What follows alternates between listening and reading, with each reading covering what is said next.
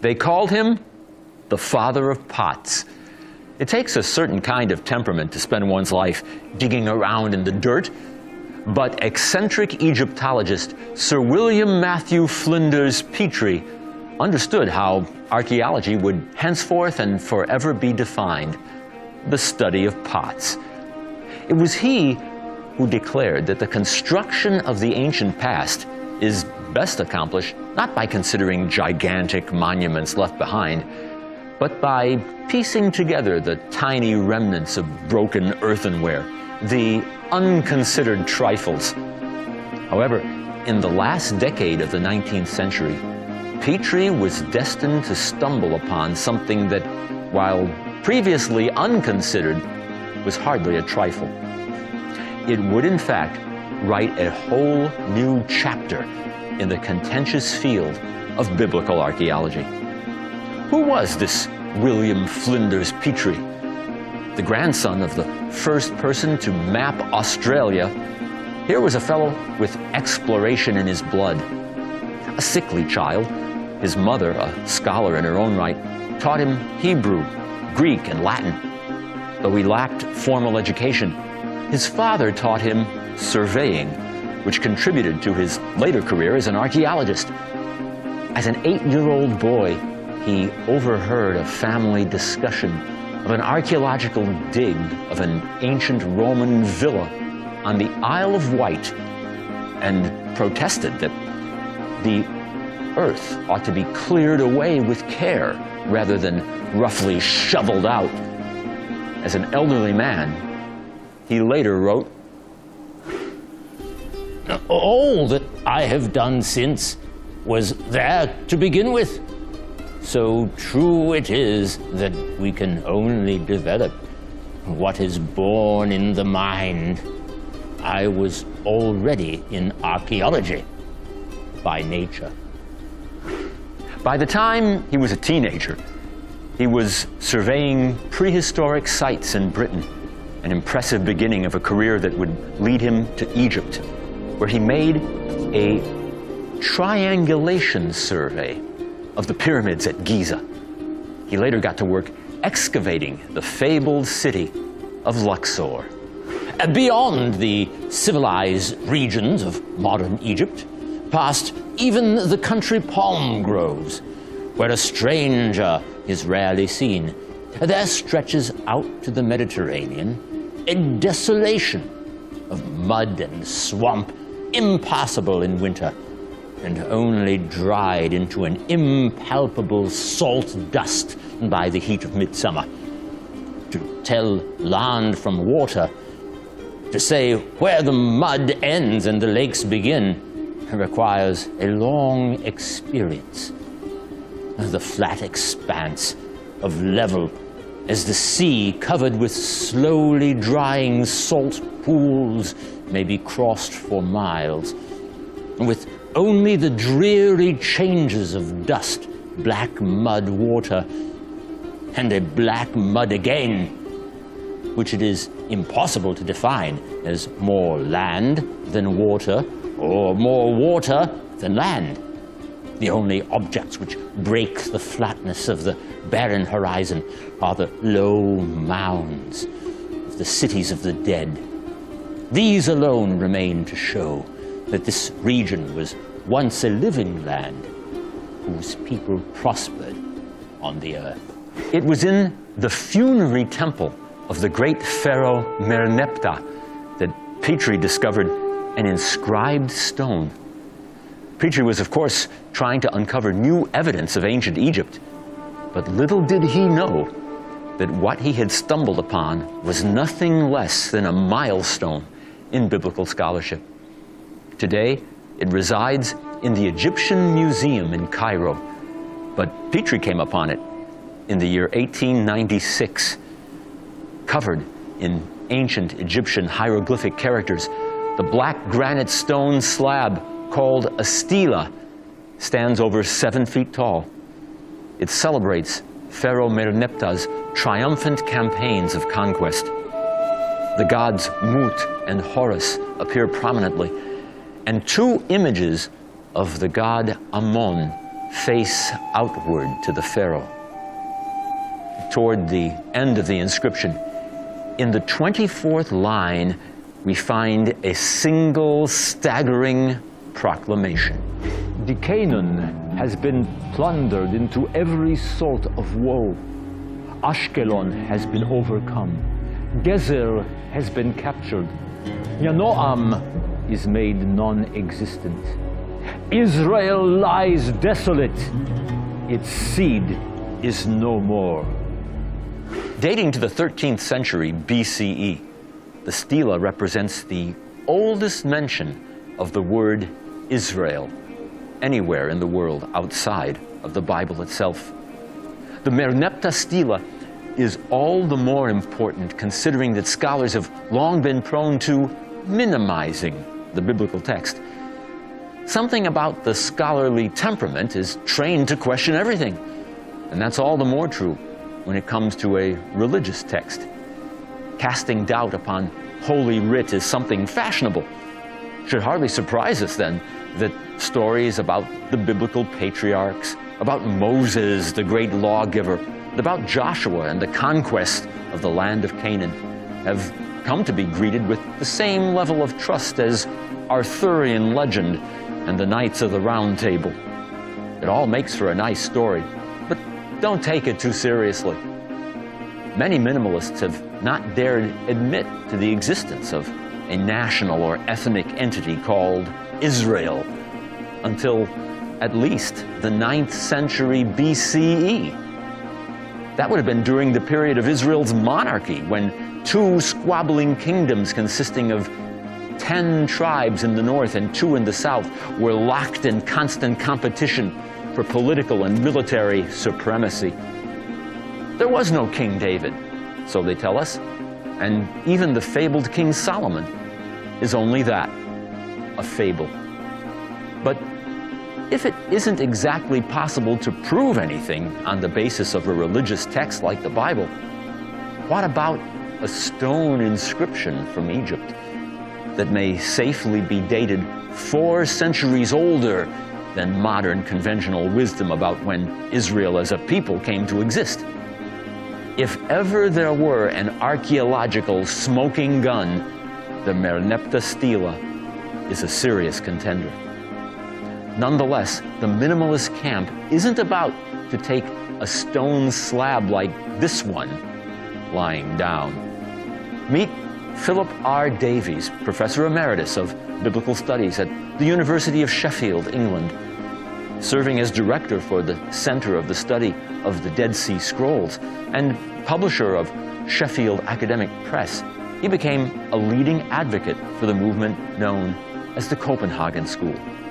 He and other prominent scholars, including Niels Peter Lemke, Keith Whitelam, and Thomas L. Thompson, have been branded biblical minimalists by their detractors.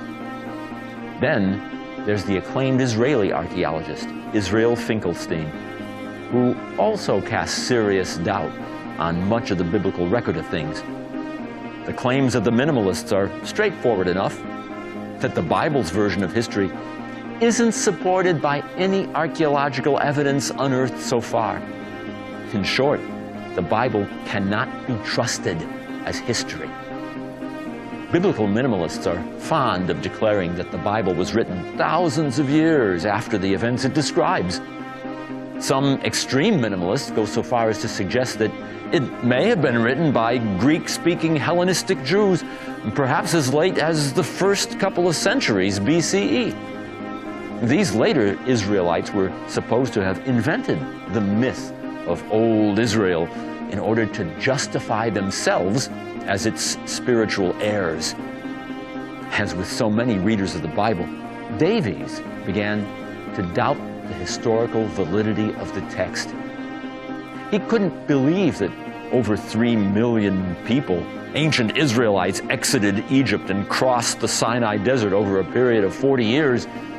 He couldn't believe that the same Israelites, led by Joshua, committed genocide on a whole people, the Canaanites, and occupied the land in their place. In short, he became convinced that the society and history created by the writers of the Bible was an imaginary one. Nonetheless, in light of Petrie's discovery, those who minimize the biblical record are prone to pivot to other arguments.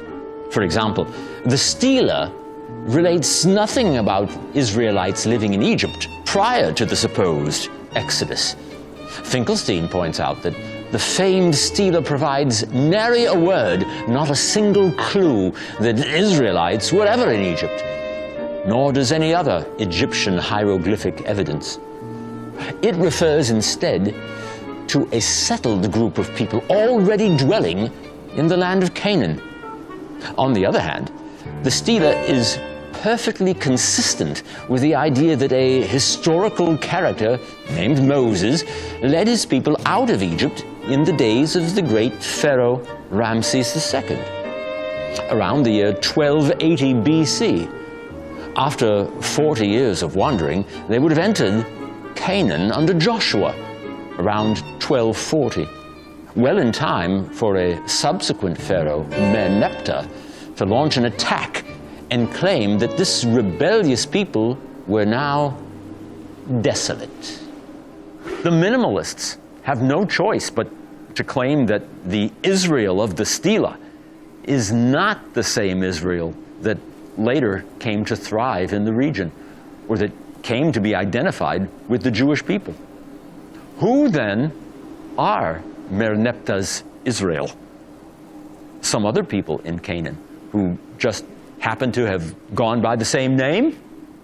That's not impossible, but it does require some mental gymnastics.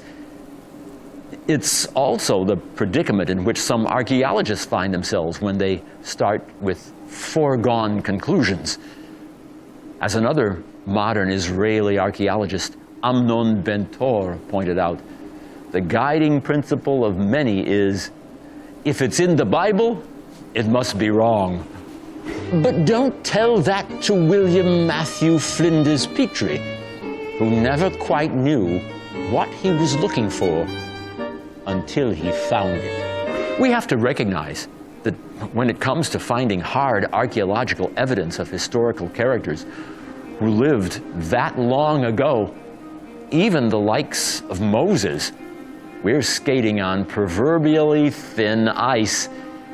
And if we can't even prove the existence of Moses, what about the greatest biblical patriarch of all, Abraham? In any case, British archaeologist K.A. Kitchen famously declared, "The absence of evidence is not evidence of absence." That said, it's time we meet Sir Leonard Woolley. Born in the northeast of London, the borough of Hackney in 1880, to a large and impoverished family, Leonard Woolley's long odyssey that would lead him to Abraham's birthplace amounted to a series of happy accidents. His father was a local vicar and had a parish there. He wanted to become a clergyman himself, but didn't do well enough on his exams. The warden of his college subsequently called him gave him the news. He was to become an archaeologist. In 1912, he got his first chance to lead a dig at a prominent site in Syria called Karchemish, along with a young chap named T.E. Lawrence, better known as Lawrence of Arabia. They augmented their digging with a dose of spying on the nearby German construction of the Berlin to Baghdad railway. With the outbreak of World War I in 1914, Woolley was commissioned and dispatched to Cairo, where he teamed up again with Lawrence and with the illustrious archaeologist turned spy Gertrude Bell, who established the first antiquities service in Iraq and founded the Iraq Museum. Woolley observed, The war brought the archaeologist out in a new light, and his habit of prying about in countries little known, his knowledge of peoples and his gift of tongues turned to uses far other than his wont. In Egypt alone, there were half a dozen of us attached to the headquarters staff. In Mesopotamia, in the Greek islands, and at Salonika, there were intelligence officers and interpreters who had graduated in archaeology, and the discovery that what had seemed of mere stock and trade of one's profession could thus find wider scope made one regard it as possessing maybe some value of its own. Woolley was subsequently captured when the ship on which he sailed was blown up in the Mediterranean. He spent the duration of the war in a Turkish POW camp. When the hostilities ended, he was granted a permit in 1922 to excavate the ancient site of Ur in southwestern Iraq. Woolley's journey had brought him here to the place where he was convinced Abraham's journey began. ויקח תרח את אברהם בנו, ואת לוט בן הרן בן בנו, ואת שרי כלתו, אשת אברהם בנו, ויצאו איתם מאור כסדים. Describing the topography, Woolley observed, It was in the delta, periodically flooded, and in the summer scorched by a pitiless sun. But its soil, light and stoneless, was as rich as could be found anywhere on earth, and scarcely needed man's labor to produce man's food. The description in Genesis of the creation of the earth as man's home agrees admirably with the process of the formation of the Mesopotamian delta. Let the waters under the heaven be gathered into one place, and let the dry land appear. And it was so. And the earth brought forth grass, and herb yielding seed after its kind, and the tree yielding fruit, whose seed was in itself after his kind. And God saw that it was good. Woolley made hugely important discoveries at the site where a great ziggurat, curiously reminiscent of the biblical Tower of Babel, featured prominently. Later, Woolley's future wife, Catherine, was to join the team, initially to run the domestic side of the expedition, but later as an able draftsman who also helped uncover some of the most important and delicate finds. These included ancient tombs of great material wealth containing paintings of Sumerian culture at its high point, as well as gold and silver ornaments and other furnishings. Woolley was fond of pointing out to visitors in the area houses south of the ziggurat, the likes of which Abraham might have inhabited.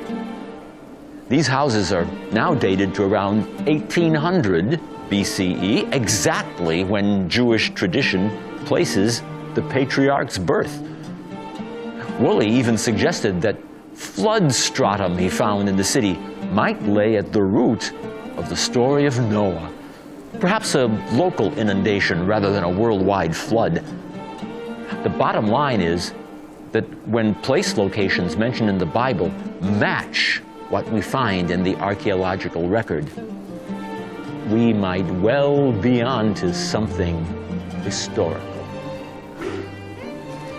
But before jumping to the conclusion that Abraham may well have been a historical personage, bear in mind that for good archaeologists, as for good detectives, the devil is in the details. And one such detail is the conspicuous presence of camels in the biblical narrative. We read that Abraham's servant, Eliezer, is sent to find a wife for the patriarch's son, Isaac. When he encounters Isaac's bride-to-be, Rebekah, she draws water not only for Eliezer, but for his 10 camels as well. But biblical trouble arose when 2 researchers from Tel Aviv University found camel bones south of the Dead Sea, dating to the 10th century BCE, and determined that this was the earliest use of domesticated camels. That's 1,000 years later than the days of Abraham and Isaac, which means that there were no domesticated camels at the time of the patriarchs, and they have no business being in the biblical account. Might all of these stories have been fabricated out of whole cloth many centuries after the fact? On the other hand, we also have a list of domesticated animals from ancient Mesopotamia, Ugarit, dating as early as 1950 BCE, and mentioning, among other beasts, a camel. So for every argument, we have a counterclaim. And that's the way it is. Then there's the fact that there are several places called Ur.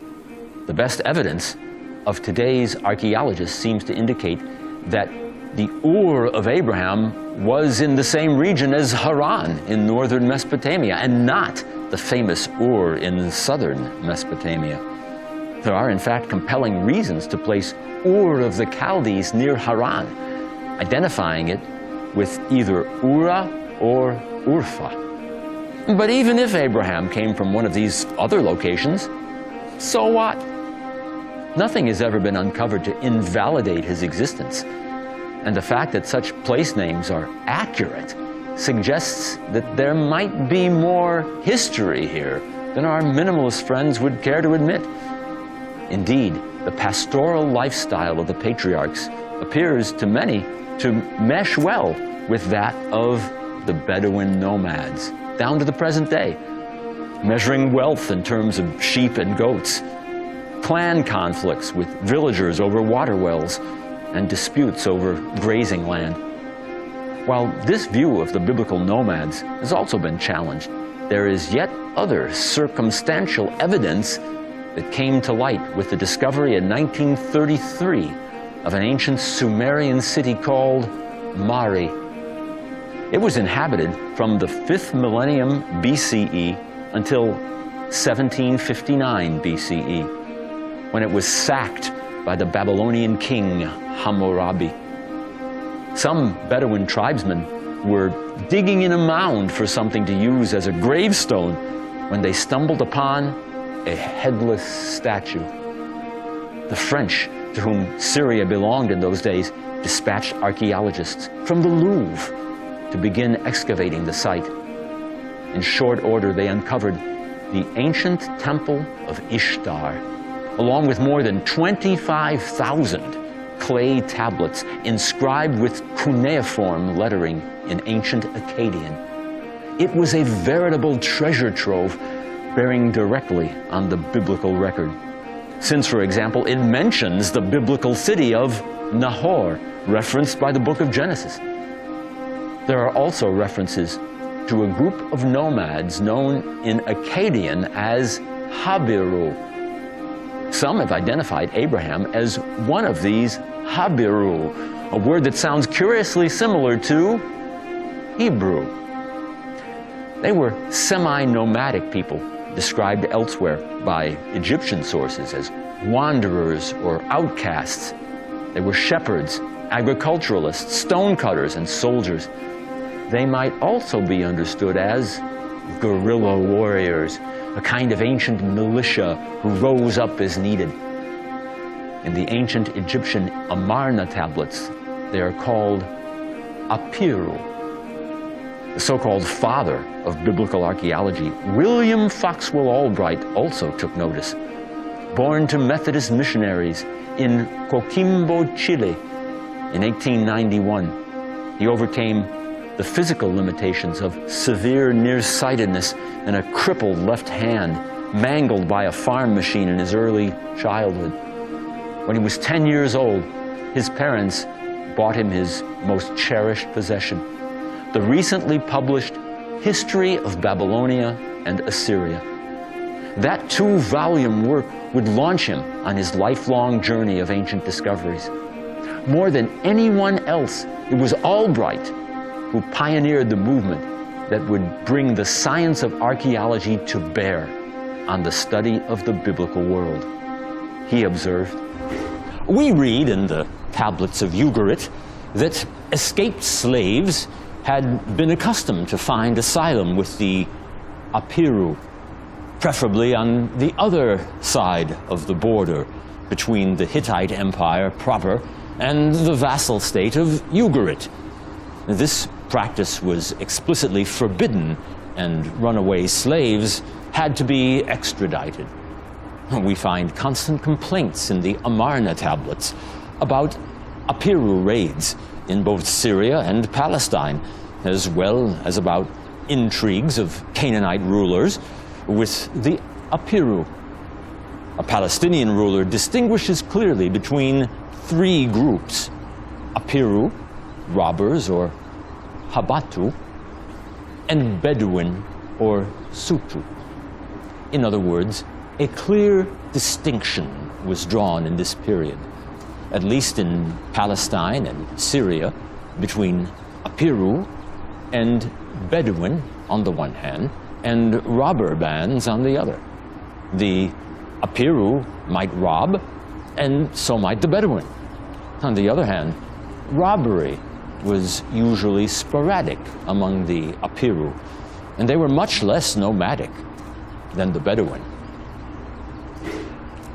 while we can't prove archaeologically that Israelites ever lived in Egypt, one intriguing theory links them with these semi-nomadic Apiru or Habiru, who included farmers, merchants, construction workers, and warriors.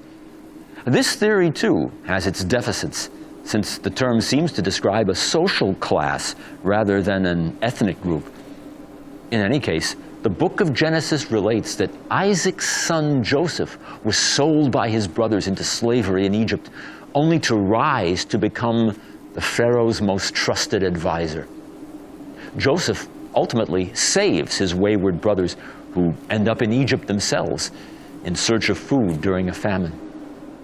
Interestingly enough, an Egyptian tomb painting from the Middle Kingdom, which lasted from around 2000 to 1800 BCE, depicts Asiatic Apiru entering the land for sustenance in a time of famine. Joseph's entire family comes down to join him in Egypt, settling in the rich and fertile land of Goshen. And all ends well, or appears to. For a long time, archaeologists and biblical minimalists have renounced the idea of an Israelite captivity in Egypt corresponding to the biblical record of the Exodus.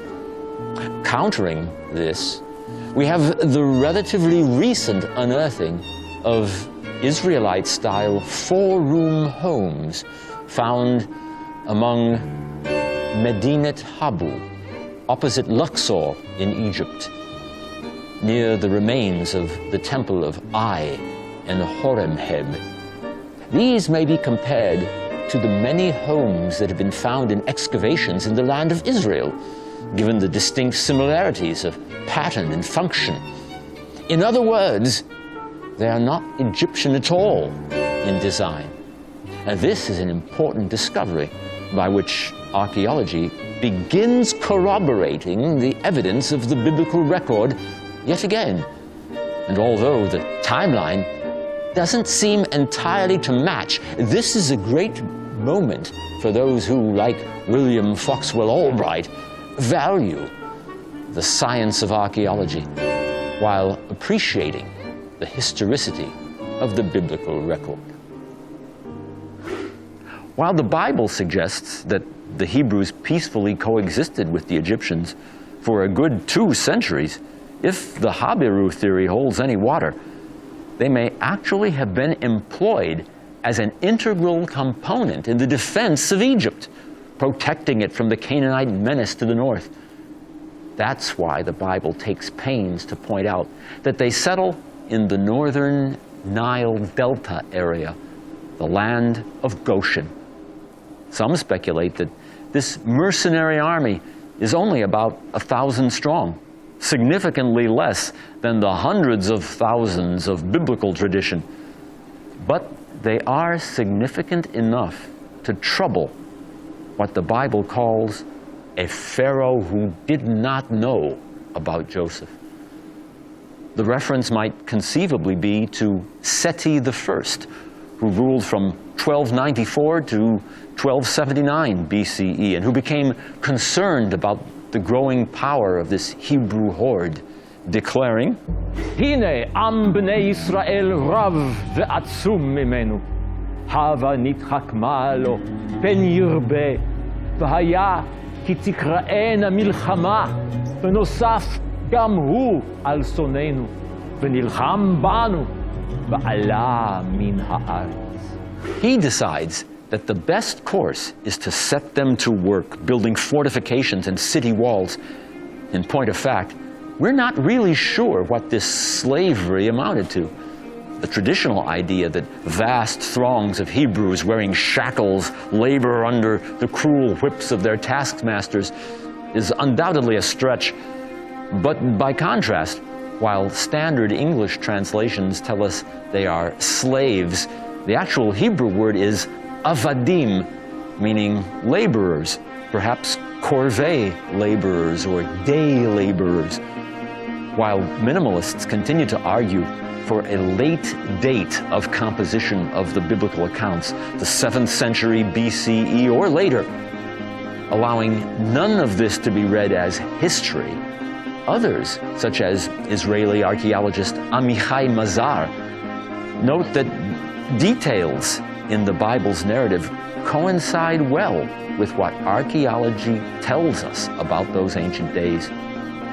For example, we know that there were major building projects during the long reign of Pharaoh Ramses II, and the presence of slaves in Egypt and their migration from Egypt is well attested in the archaeological and historical record.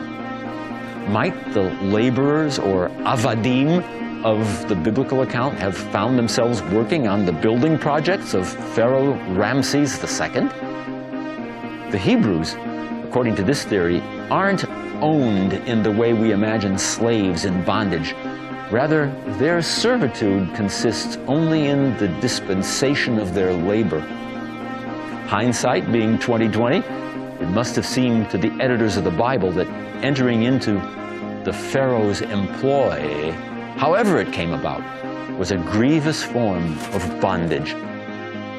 Who would not argue that it might have been better for the children of Abraham to suffer the ravages of famine in the land of Canaan than to enter the relative safety of servitude in Egypt? But enter they do, and the end will amount to nothing less than a revolution. They will need an exodus.